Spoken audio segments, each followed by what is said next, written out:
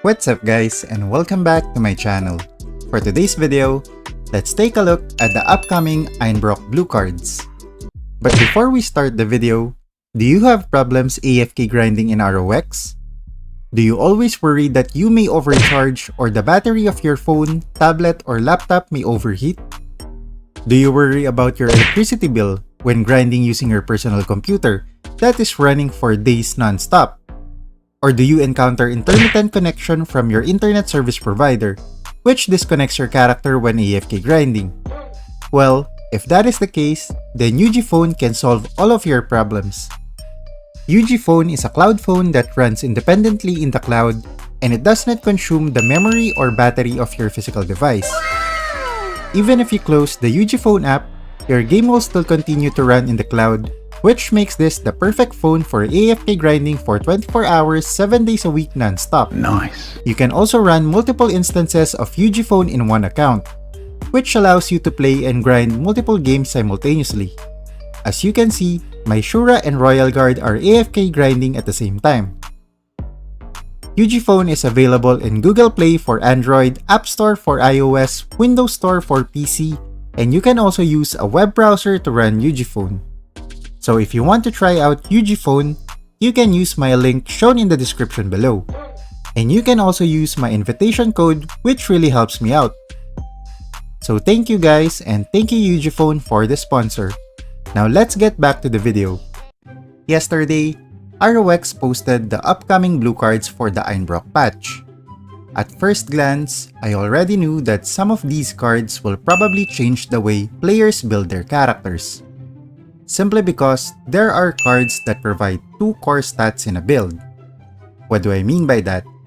Let's take a look at the first list provided by ROX. In this picture, the highlighted cards are going to be the most sought after cards after the patch, because the stats that they provide are crucial to a build regardless if this is for PvE or PvP. Let's take a look at the Pitman and Obsidian card as an example.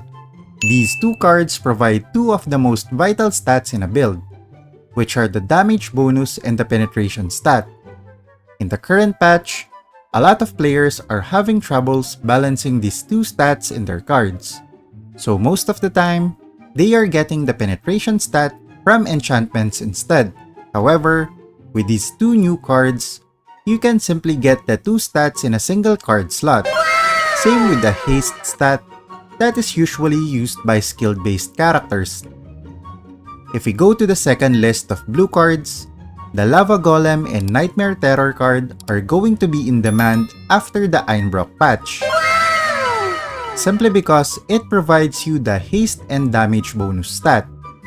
Usually, players will sacrifice their haste to get the other core stat. That is why a lot of players are using low-level skills in order to compensate for the variable cooldown.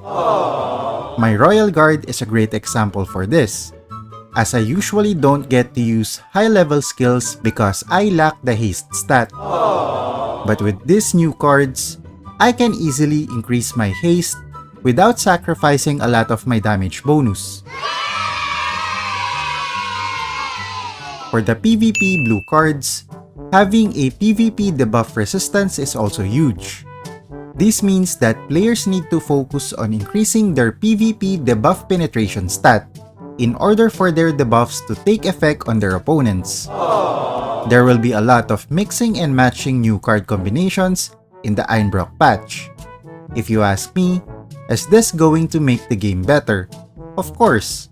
These new cards will surely alleviate some of the problems that most players encounter in their character builds. And that is through better stat balancing. Thank you. I mean, up until now, I still get a lot of questions about what stat should I prioritize. Physical penetration or physical damage bonus, or elemental enhancement. With this patch, most of those questions will probably get answered. Nice. Although, I'm pretty sure that after the patch, these new cards will surely be expensive. Emotional, damn it! Like any other map that was launched in the game, it usually takes a couple of months before the prices become stable. So I expect that these new cards will be very expensive in the exchange center. Uncle Roger said no. Older regions will also have an advantage when it comes to these new cards, as they can easily go directly to the new maps and start farming these cards. Let's do this! As compared to newer sub-servers, especially those that were launched a few months ago, they won't have any choice but to buy these cards in the exchange center. Come on, man. For me personally, this is the reason why I don't really like changing servers in the game, because the game is still putting out a lot of new content that requires higher levels. So whenever you move to a new server, you need to start over again to level 1, and reaching level 140 in this game will probably take you more than a year or so. Oh my god! I mean, my Shura is level 122, and it is already 1 year and 5 months old. Let's just hope that there will be a server transfer function in future ROX iterations. Although that will be a topic for a different day. How about you guys?